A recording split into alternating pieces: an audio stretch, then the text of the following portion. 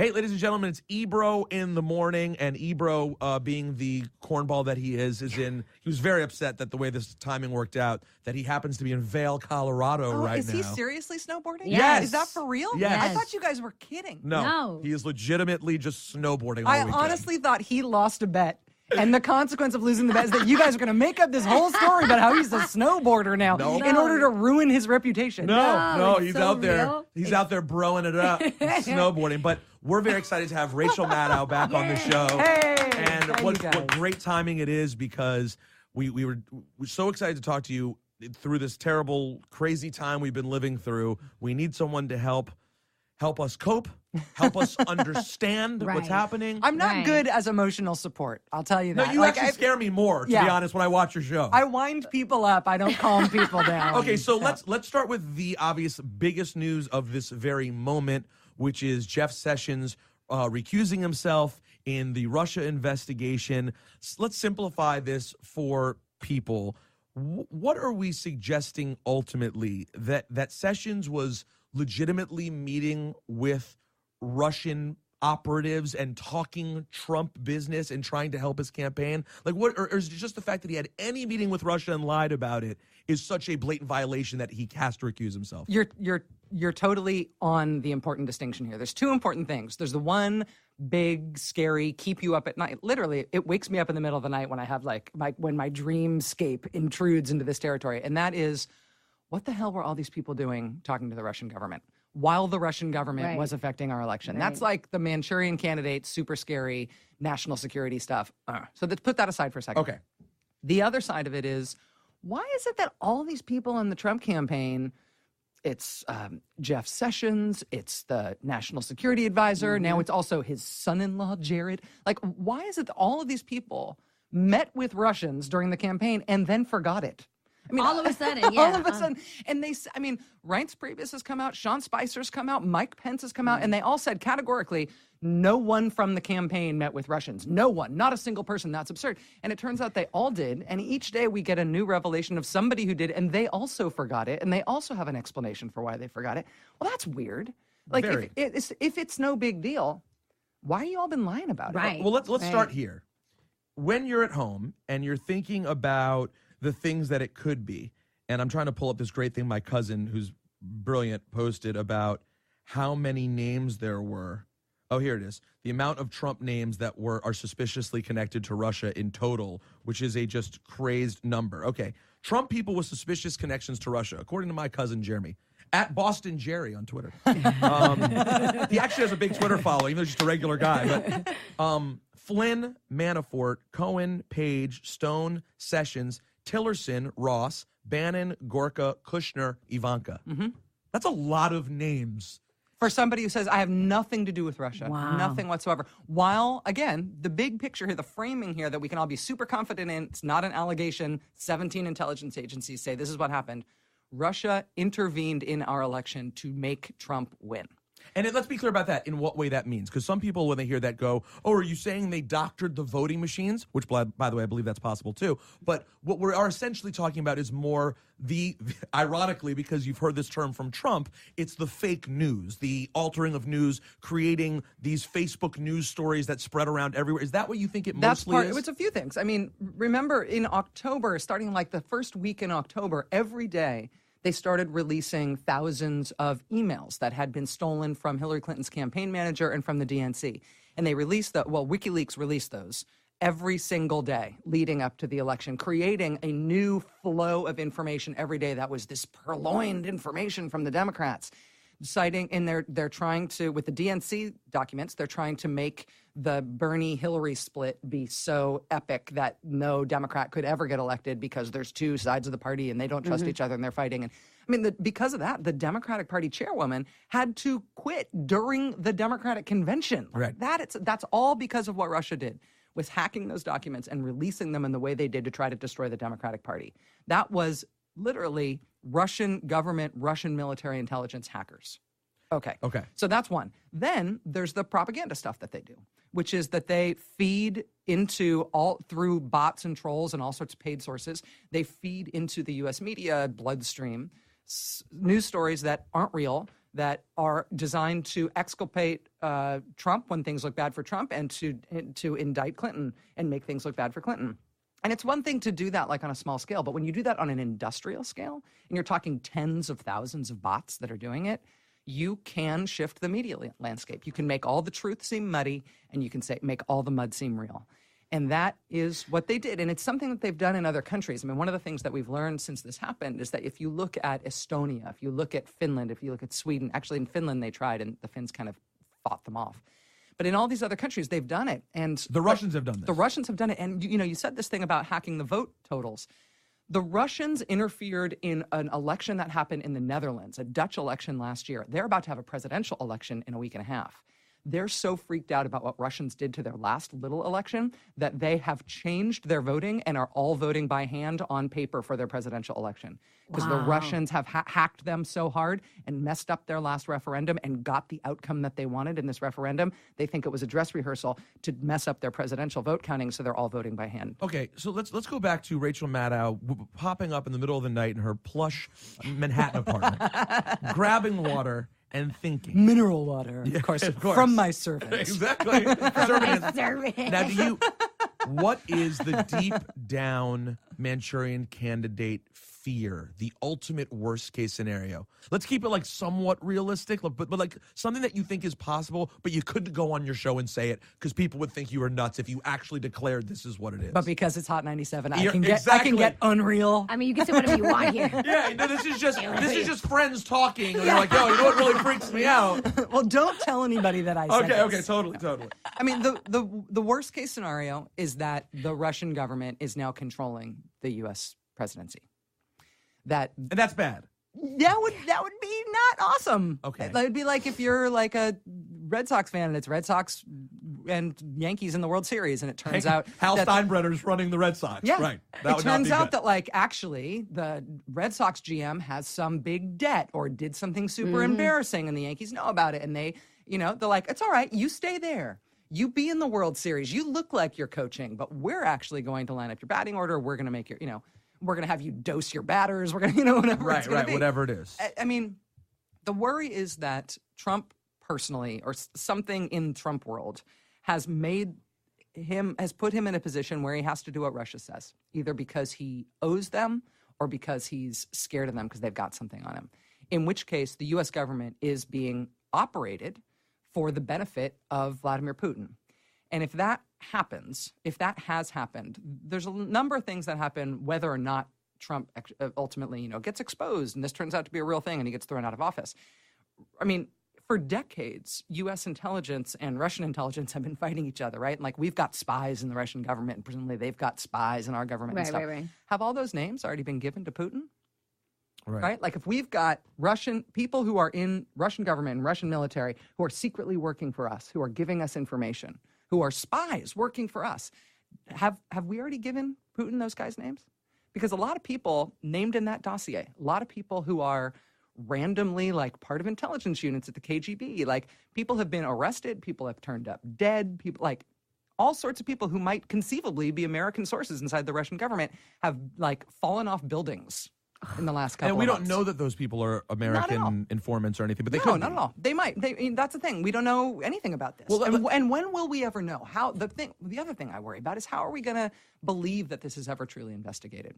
They're in charge of the Justice Department now. I know. That's why Sessions recusing himself is a big deal. That's so crazy. So, okay, let's look at what's happening in this very moment. Now we have the Sessions situation. He recuses himself. First of all, do you believe that that will be it? He'll be able to recuse himself. We'll move on. Sessions will just continue to move forward. I mean, obviously, we all know Sessions is a bad guy and has been a bad guy in a lot of ways for a very long time. He's a cartoonishly evil villain. I mean, as I always put it to people, and it's very simple, I'm like, in the 80s, other Republicans said, you're too racist for this job. Yes. Republicans in the 80s said that, okay? So that's an idea of who Sessions is. But is this enough? Will this be the beginning of the end of Sessions or not? No. So the real deal with Russians and his criminal liability is that he lied under oath to Congress. So the Senate asked him when he was being confirmed, did you have contact with the Russians? Effectively, the question was more complicated than that. But his answer was straight up, no, I had no contacts with the Russians. Now he did, but it was just an ambassador, and there were two other people there. Yeah, it doesn't matter. And I'm going to clarify my answer. Well, no, actually, since he's been in the Senate, he's been the one. Whenever anybody's like going for a judgeship or like a job that needs to be confirmed, he's the one who's like, if you perjure yourself, that's a felony. I will put you in jail. I mean, he's been this crusader on this. He was like, Loretta Lynch needs to recuse herself. There needs to be a special prosecutor against Hillary Clinton. Like he has been a super hardliner on these issues, and now he's like, I didn't understand the question, and I was distracted thinking about next week's thunderstorm. And did I say no? I meant yes. I get so confused. You were asking me about Russians? I thought you were asking me about Prussians. Russians? No, I've never seen Russians. Russians? Oh, I see the Russians all the time. Of course I do. So it's so nuts. No, so the Sessions thing. There's the question of his perjury and whether or not that would be investigated and prosecuted again. Like, what's going to happen there? Nobody thinks that he'll ever be held accountable for that, although lots of Democrats are calling for that. The other side is, in terms of the Trump-Russia investigations, it used to be that when there was going to be a special prosecutor, because the attorney general recused, a 3-judge panel would come in, lifetime appointments, non-political people would come in and they would name the special prosecutor. Doesn't work that way anymore. Now it's basically the attorney general or the deputy attorney general that picks the special prosecutor. Well, that doesn't make any sense. And Trump is nominating the deputy attorney general perfect. right now. Perfect. And he will get approved? I think so. He's a lifetime prosecutor. I've trying to do my due diligence on him and figure it out. But anybody appointed by Trump gets to pick the prosecutor? Speaking of people appointed by Trump, let's switch gears a little bit so we can hit as much stuff as we can.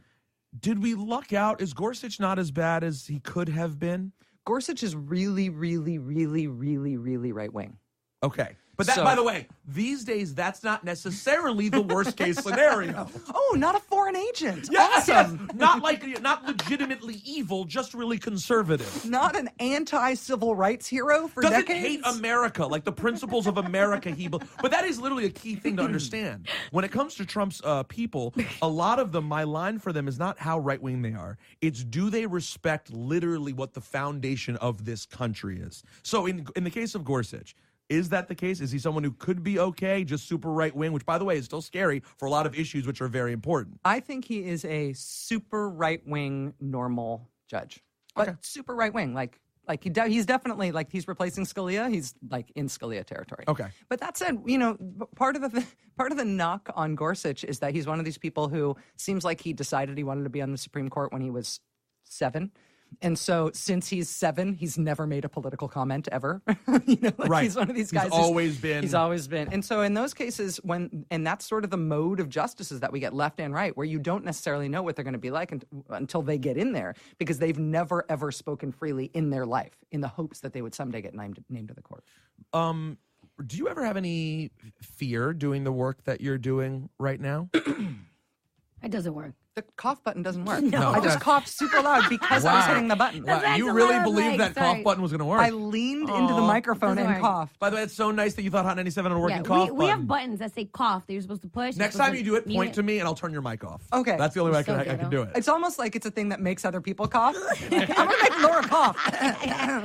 No, but really, because that's something I think about too. Like, are you ever... I mean, you're in front of the Scared camera, or- so maybe it's a little less scary for you because you're such a known face. But sometimes I worry about I don't know what the number is. You'd probably know better than I do. But I'm guessing there's a group of maybe 20, 30, I don't know how many, main journalists. Talking about the Post, the Times, the place that Trump knows if he goes down, the places that are eventually going to be responsible for taking him down. People that I consider right now, one day the movie, God willing, that will be made about these people is that they were the heroes who saved America. Yeah, it'll definitely be journalists. And it is journalists that have the chance to save America, which is why he's painting them as evil right now, because he knows that Absolutely. they have stuff and they're getting close. So he has to paint them as more and more evil. And it's a smart play by him. So when they turn around, he's like, I told you, these were the ones that are evil. Right. Do you worry for them? Do you ever worry for yourself about being so outspoken about a group that is somewhat scary? I worry in the abstract because of the way Putin operates with the press in Russia. I mean, there's a lot of dead investigative journalists in Russia. And, there's this woman, Anna Politkovskaya, who's become like a big enough hero that as a non-Russian, knows her name and knows how to pronounce it. Right. And you struggle with pronunciations, and you really nailed that one. So, But with Anna Politkovskaya, she was on a Aeroflot Russian airline, like on a commercial flight, and they poisoned her drink and almost killed her on the plane, and she survived. She fought back. She came back from the poisoning, and then they shot her in her apartment building. Like, they went back for her again. And she's one of, and the outlet that she writes for has had 4, 5, 6 of its journalists assassinated. So that's the way that Putin operates. I mean, Putin is 17 years in power, right? And he's got to be running again. Like, you know, part of the reason that Russia is able to be super strategic and think for the long term and work on these things that don't pay off for a decade is because they know they're going to have the same freaking dictator in power 10 years later when it needs to pay off. Yeah, he can afford to think big because he's made illegal his political opposition and killed the independent press. That is a very exciting prospect for somebody who's like autocratically minded. And so anybody who's looking at Putin as a model, when I look at the way Putin has killed journalists, I do worry about it. In terms of day-to-day life, I mean, I think all of us who are sort of in the public political world, I think we all take precautions, but you can't really let it affect how ambitious you get in your work. It's crazy because, I mean, we work for a hip-hop station, and we constantly talk about it. I mean, Ebro opens up the mic with, oh, by the way, fuck Donald Trump. You know, I mean, he doesn't say it, but he says F it. And we, you know, we're really open about how we feel in our opinions. And I've definitely been, you know, approached in the street and harassed on social media and blah, blah. And I could imagine we're tiny compared to someone like you. Well, but does it make you feel like you shouldn't say those things, that you should avoid political topics on your show? No. I mean, that's the thing. It's like, it's good to know. It's good to be cognizant about it. It's good to be smart about it. Right. It's good to get help, especially if you feel like something is particularly off, or something feels different than it used to, or feels like something you can't handle it. But you can't let it affect your work, or you won't make it into the movie. Very good point. And I at least want to have a bit part. There's this one hip-hop station, actually, that was really aggressive. Who's the strangest bedfellow you found recently? Because we always talk about this, like, I'll never get over it. To me, the funniest thing, and I really try to take some joy in this time that's so terrible. I try to take joy in the little moments. Like, I take joy in hearing an interview with George W. Bush and being like, I love that guy. Oh, my God. I mean, yeah, he fought an unjust war and thousands of people died, but that's what regular presidents do. Yeah, when I said remember when I sent you the clip, I was like, why does it sound that bad? Yeah, it's like, he's so wacky. He's talking about his daughters, his relative normal, regular American crazy rich we're used to. Like, do you have moments also, like his that? scandals were adorable. Relative to this, it's like, what? Exactly. Remember the U.S. attorney scandal where he was replacing the prosecutors with loyal Bushies? God, that was adorable. Yeah. There were no Russians in that at all. Yeah, it was just people doing political favors like they always do. Did you hear? Okay, remember when I sent you the clip and he was talking about the press, right? He's like, we need press. We need people to hold us accountable because, you know, power can go to your head real easily. I'm like, wow. Well, the funniest thing, coming out of him? I have found what's very interesting about Bush, besides the fact that, yes, those memes were amazing when Trump got elected, where it's like when your crazy ex-girlfriend starts looking really good. And I love that. But also, he actually is much more comfortable not being president. Yeah. And when you hear interviews with him, don't worry, I'm not going crazy and starting to say he's a genius, but he is smarter than I certainly ever felt he was as president because he seems more confident now when he talks. Yeah, and he's been through it. I mean, he did a lot of bad things, and I think he was a terrible president. But he did make it through 8 years as president, saw everything that you see, and I think he's matured, and I think he is more comfortable. And he does have stuff to say about what it means to be a normal conservative, which is worth remembering for if you're a Republican right now. You know, there's another option than going with this guy who believes that, you know, NATO ought to be abolished and, you know, that Vladimir Putin ought to be a role model and that the press is the enemy of the state. You know, there's another option. You can still be a conservative and not be that anti-American. Is it worse? How much worse is it than you thought it would be if he won, or is it not worse? I think that the thing I'm a little surprised by, but I don't know if it's better or worse, is that they're so chaotic and out of control.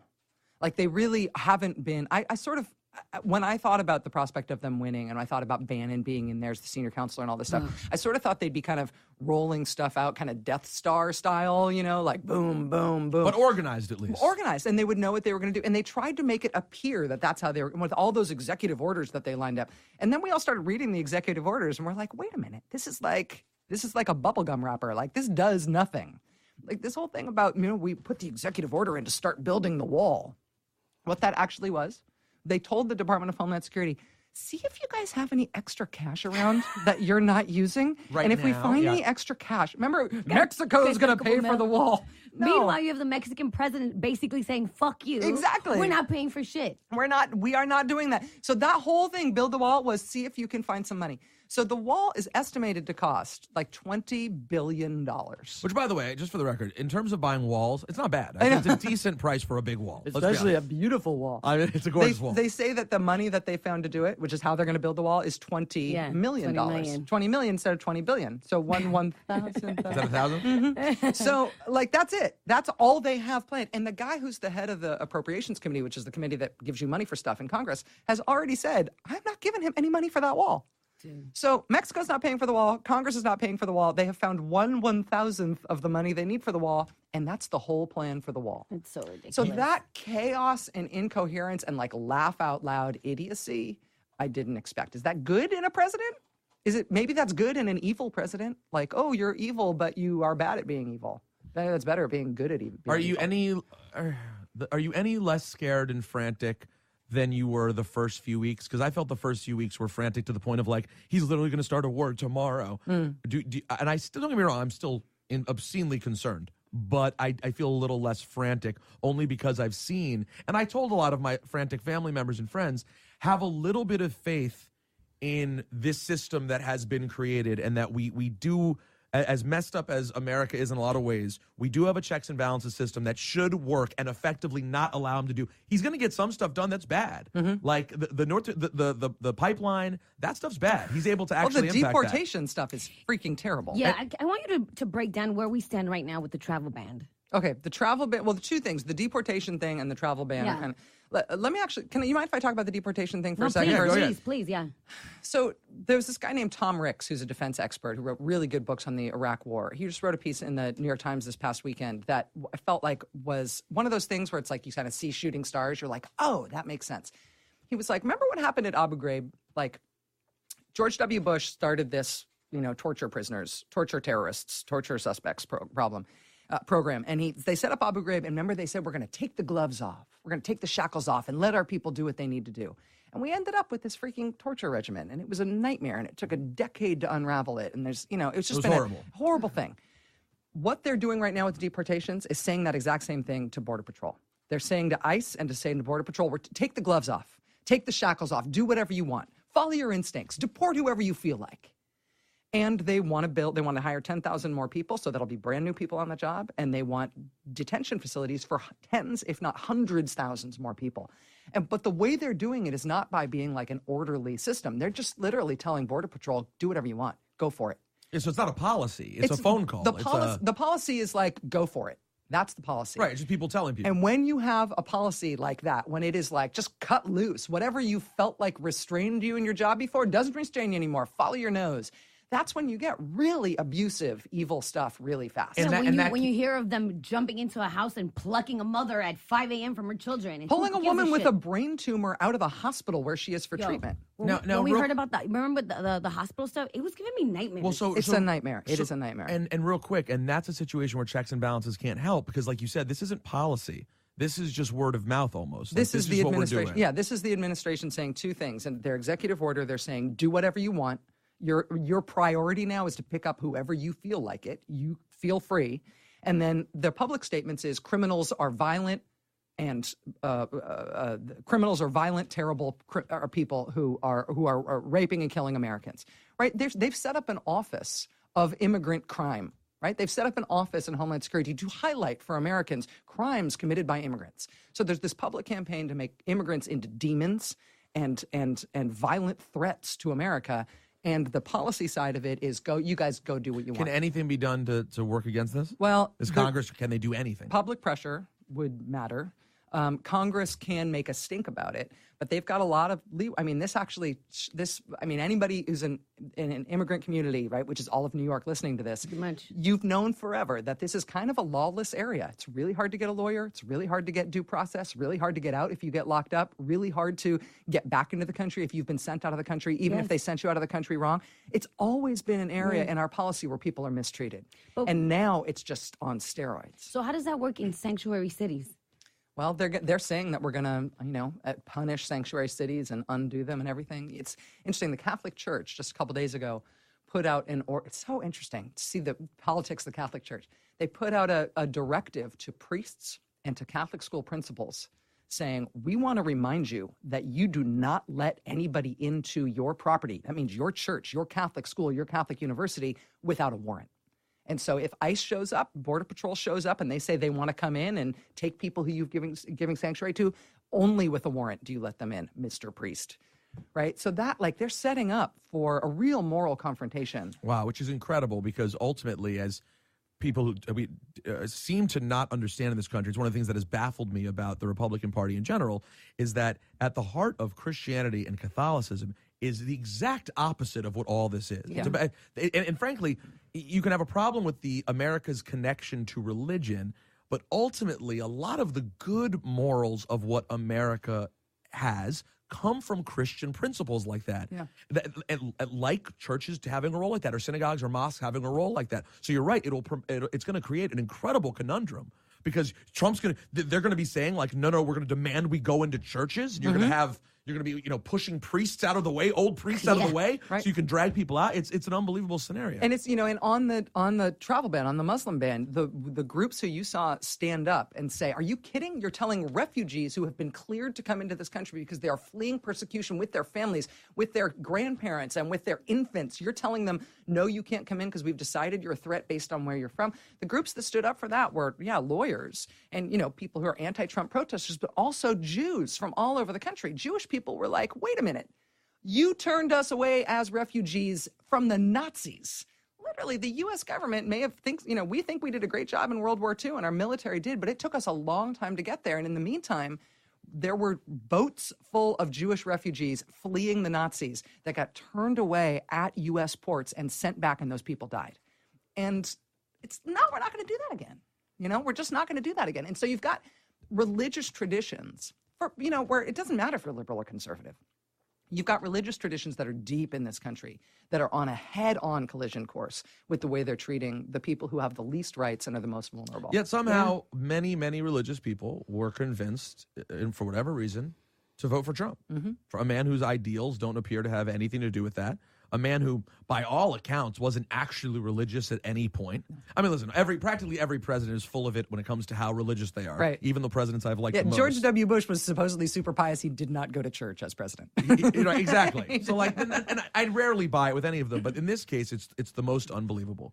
I wanted to talk to you also about Flint. Yeah. Because that sometimes I feel like we try to bring it up as much as we can on our show, but you know how it was like a trending topic, a thing at one point, and all of a sudden people don't seem to go back and realize that the water is still polluted in Flint right now. That's right. And what is happening? The thing that just happened right now in Flint, well, there's two things. The thing that just happened just a couple days ago is that they started telling people of Flint that they've got to start paying for their city water again, what the hell? which they still can't drink. But now, one of the baseline things about the way this problem started is that Flint had the highest water bills in the country. There was no more expensive water. Just when your water bill comes every month, nobody in the country was paying more for their water than Flint was. And while the water was being poisoned. And so now they want people to start paying for it again, even though they still haven't cleaned it up.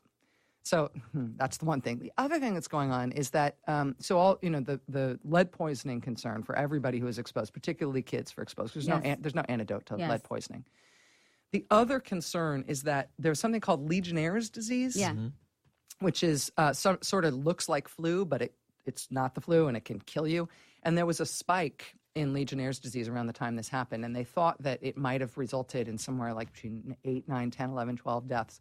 We're now starting to get data that is starting to make it look like the Legionnaire's part of this, which is correlated with this same poisoning, which all happened around the same time, and we think it is probably the same thing, meaning the same, a product of the same action by the state government. We think that it might be a lot more people dead.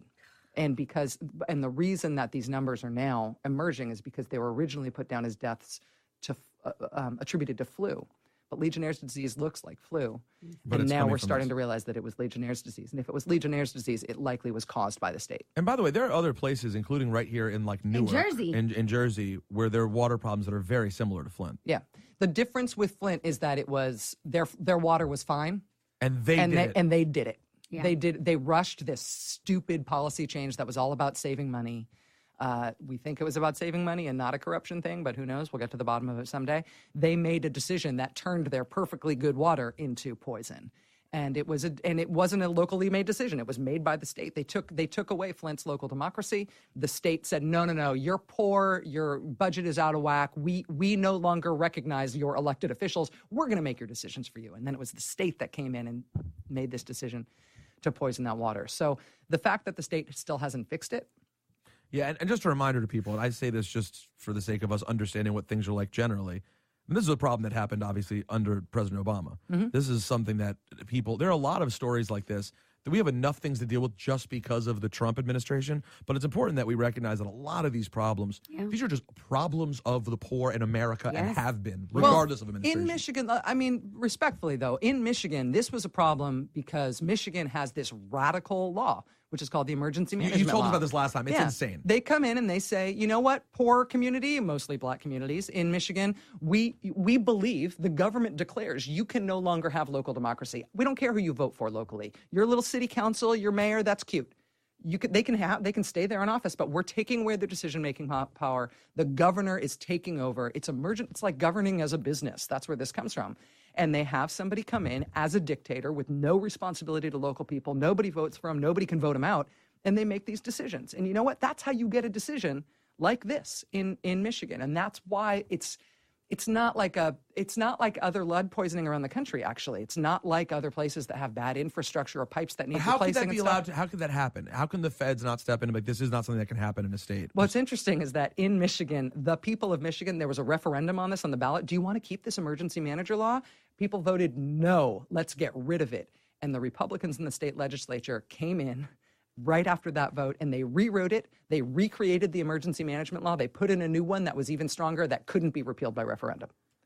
So you just can't win. This is like, I know it sounds partisan for me to say it, but like this is a Republican governance problem. Like this wasn't like any other infrastructure issue or like poor community issue anywhere in the country. This was like radicalism, anti-democratic radicalism. Specific crazy Michigan Republicans are basically who are responsible for it. Yeah, and there are the other Republicans around the country have kicked around these emergency management ideas, and it's just because like, wow, this is a great way to poison black people. Yeah. We can do this other places. It's working great there.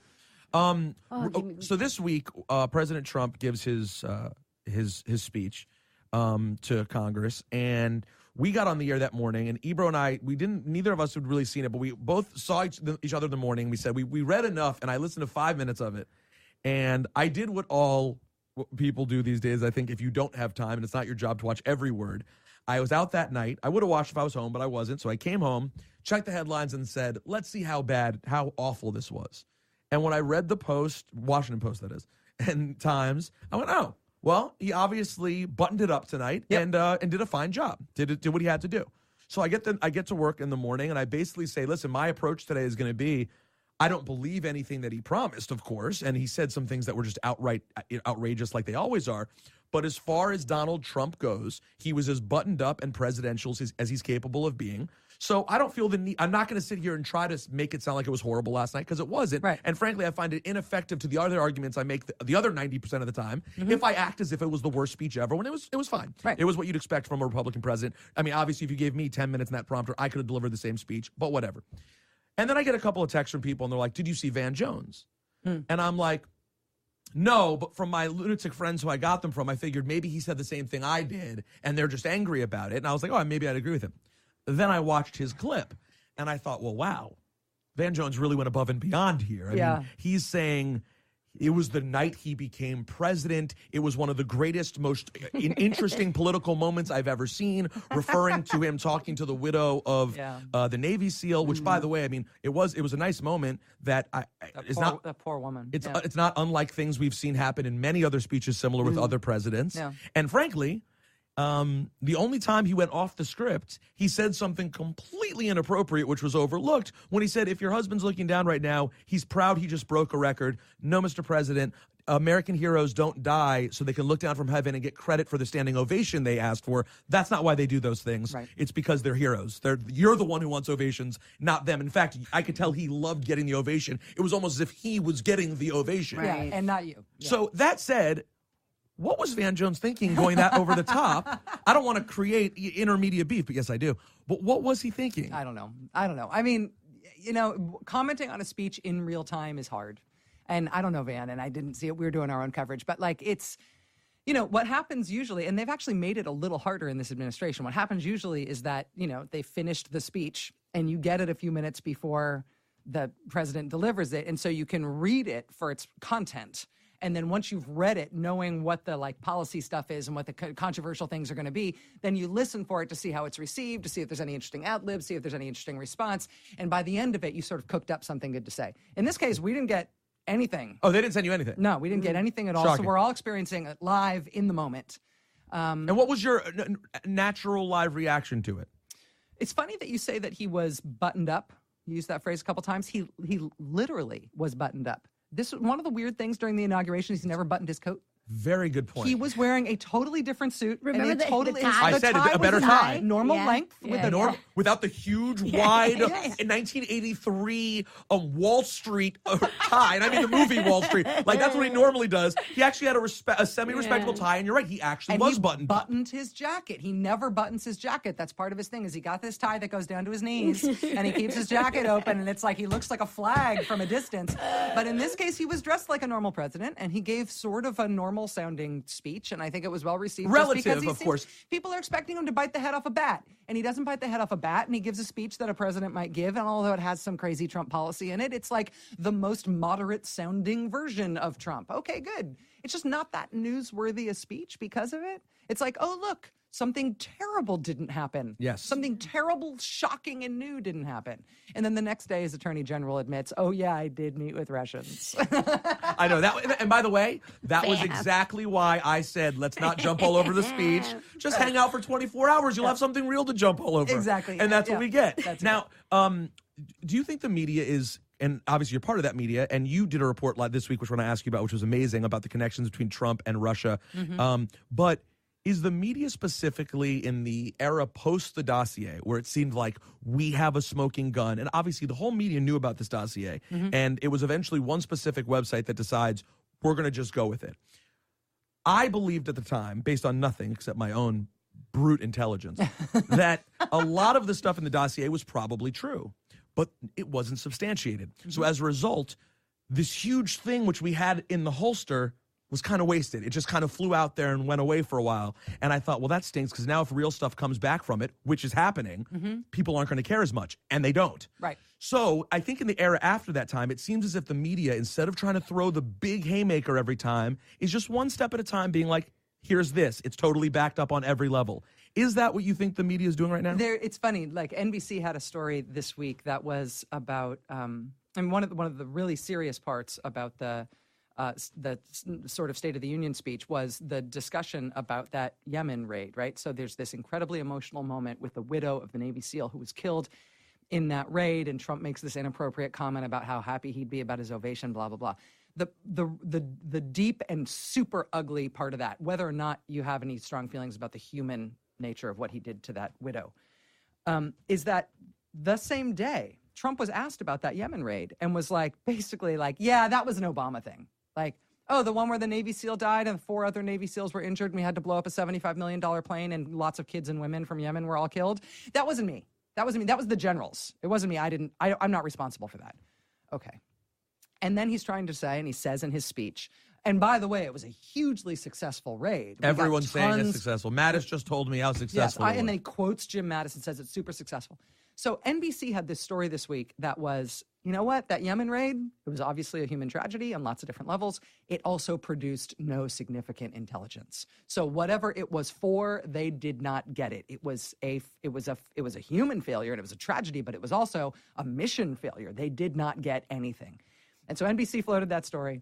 And then NBC reran that story, just like basically reiterating it. And the second time they ran it, basically all they did was insert in the middle of it, oh, and by the way, we've got 10 separate sources on this. 10. New York Times, Washington Post wrote a piece a week and a half ago where they had, one of the pieces in the puzzle. They had one of these new revelations, and they put like halfway during the story, by the way, we have 9 separate sources on this. Yeah, so people are nailing stuff down like you can't believe because Trump is attacking the media, because any little crack in any story they use to say that it's fake news. But I've never in my life in this world, in news and in politics, I have never seen a story that cites 9 sources or 10 sources, and that's becoming like usually a daily thing. if you have a 1 or 2 very reliable sources, that's enough to go with. For me, for my show, 2 sources is reportable. 1 source is mentionable with the caveat that it's 1 source if it's something really important. But like 2 sources, like go with it. 10, like 10 is just called a fact. Yes, exactly. And so you are seeing that now. The story you did Monday night, my buddy Robin Lundberg sent it to me the other day, and it's like it was a 21-minute piece about it was sort of drawing some of the lines between Trump's money and Russia and his property in Florida, which, is there a way to summarize it? Because you were great, by the way, how you set it up. You were basically just like, these stories shouldn't be this long. I know it's kind of hard to hold someone's attention, but do me a favor. Give me 20 minutes. Because I need you to follow along, because it was a step-by-step, like, there's this guy, And ultimately, with all of this stuff, they knew that it would be hard to catch them on a lot of stuff because it is complicated. Right. And by the way, the brilliance of the people working for you and the reporters everywhere to figure out how to tie these things together, because it really is, when you get to it, it's pretty blatant connections, but finding them still seems challenging. Yeah. Can you explain the story somewhat? Yeah. I mean, I think I can. Hopefully it won't be 20 minutes, right? So, I mean, the point of doing a story like this is that we're trying to figure out the big question, which is like, why are all these people talking to Russia? Like, why is Russia involved in our campaign? Why are all these people talking to Russia? Why are they all lying about it? Like, what could explain this? And I am more and more of the belief that the thing that explains it is not some secret thing that nobody's turned up yet, that we're going to find, like, you know, in some encrypted place that nobody's looked before. I sort of feel like some of the stuff is hiding in plain sight. One of the things hiding in plain sight is the largest, most expensive home purchase ever in U.S. history. $95 million paid for a house. And it happened in Palm Beach. It was at a time when Donald Trump was really broke. And he owed $40 million to Deutsche Bank, and Deutsche Bank wanted the money, and he was like, sorry, it's not going to happen. And at that time, there was a big-ass house in Palm Beach that was really, really ugly. And it was on the water. It was like not far from Mar-a-Lago. And the guy who owned it went bankrupt. Trump bought it at bankruptcy option for $40 million. And he turned around, and 2 years later, he sold it for $95 million. Wait a minute. You only bought it for 40.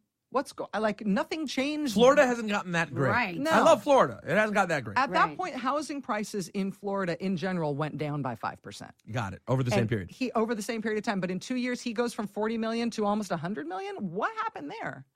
And the house was a nightmare. It was full of mold. Like, it was really ugly. The guy who bought it never moved into it, may never have stepped foot in it, and tore it down. So basically, this was a way for somebody to pay Donald Trump $55 million. Yeah. This is what he did. And it turns out that the guy who bought it is a Russian. They call him the king of fertilizer because he cornered the market on potash or something. I don't know. He's a zillionaire. And at the time, there's 2 things to know about him. Number one, he's going through a divorce.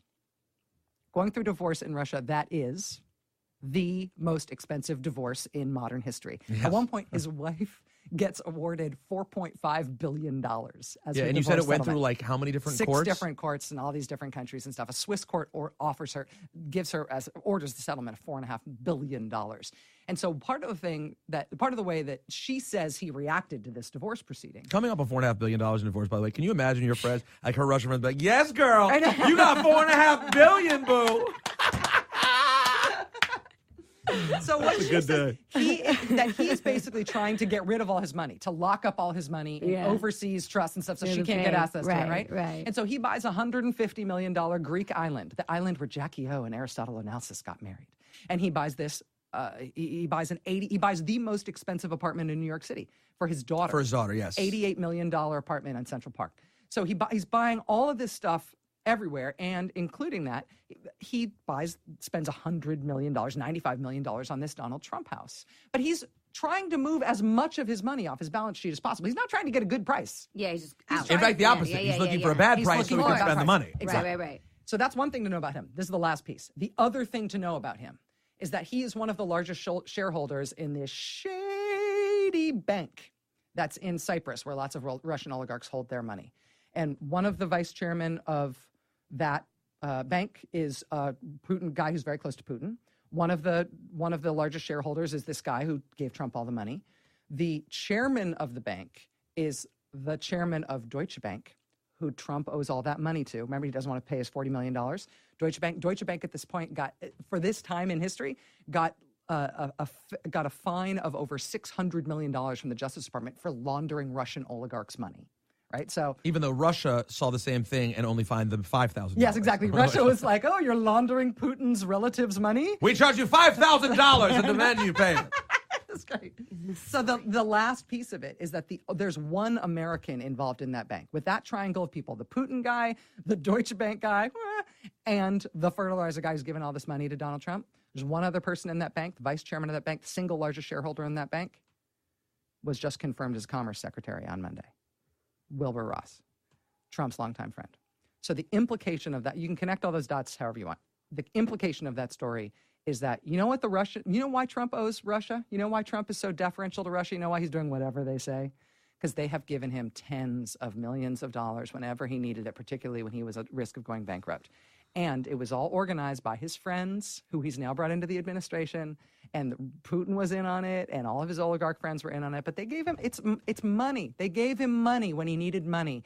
And now he's like, anybody who gives me money, I owe you. But let's also remember, if you look at that from a slightly more gangster perspective, anyone who owes you, who's given you that kind of money, there's other things there. Of course. And what they have on you. Mm-hmm. Like, that's why you don't want to owe a bookie. A bookie will spot you money. If you want to keep betting, that bookie will hold you down and let you keep betting. Yeah. But there's ultimately a price to pay. Mm-hmm. Putin isn't the kind of guy, and none of these guys are the kind of guys who are throwing you $55 million because they're generous. Right. There's other things involved there. And you know what they want? They don't necessarily want that money back.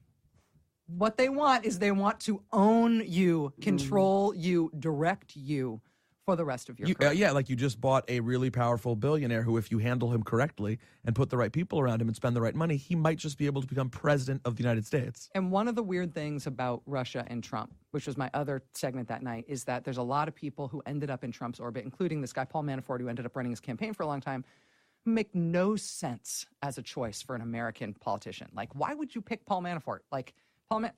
Who pick him out of a phone book? He's basically known for like a lobbyist who represents dictators abroad. But from a Russian perspective, they love Paul Manafort. He's been super involved in their politics. He's run all sorts of shenanigans for them in terms of pro-Putin politicians in other countries and everything. He's a huge deal to them. So did they pick Paul Manafort for Trump? There's this Carter Page guy who's like, Trump was like, didn't have any foreign policy people in his campaign. And they went to, the Washington Post was like, you have to have foreign policy advisors. Who are your foreign policy advisors? And Trump was like, Carter Page.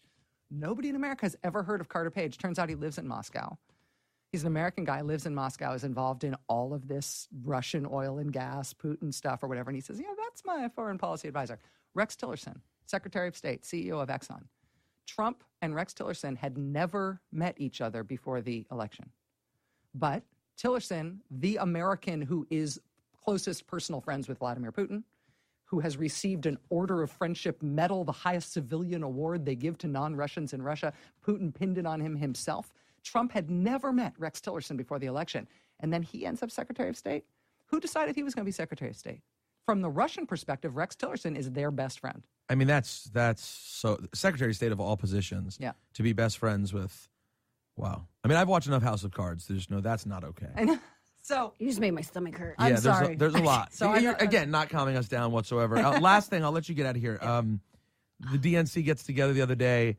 A lot of people were excited about Ellison. Mm-hmm. Ends up being Perez, not Ellison. Perez and Ellison, right? Or yes, yeah, number I guess, two, right? Exactly. Yeah. Ended up bringing him right in, which was almost like a wrestling move, which I sort of appreciate. Being like, I might be your guy, but you might have went with Hulk Hogan, but guess what? Hulk Hogan's bringing in the Macho Man with him.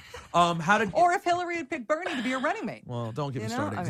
It would have made too much sense in retrospect for Hillary to have brought. And no, let's bring in the most generic, totally nice, the most generic white bread politician who cannot even bring you his own. Like nothing comes with that. But anyways, how do you feel about that? Was it weak? Should they have just gone Ellison all out when they were scared to go that way?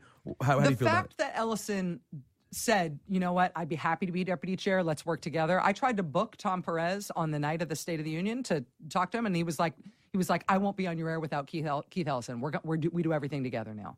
The fact that they've reacted to it the way they have, that there isn't some like bitter split between them or whatever, they've put it aside. They're like, we're all pulling the same direction. I feel like, okay, well, I believe them. I don't think they're faking. Is there a reason why Ellison is better in that spot? Like, is there a chance? No, it's just, I mean, if you're interested in what Ellison brings to the table, you should be happy that he's still at the table. And Yes. It seems like it's a substantive job and real substantive work that he's doing. I actually don't think that Perez and Ellison are that different in terms of their politics, in terms of where they're coming from. Yeah, they've got different backgrounds, but in terms of what they want to do with the Democratic Party, it's not that different. And the differences between them are not incompatible. Like, they can find compromise and pull in the same way. So I think if you really liked Ellison, if you really thought that Keith Ellison was going to be the man, you should be happy that he's deputy chair of the DNC.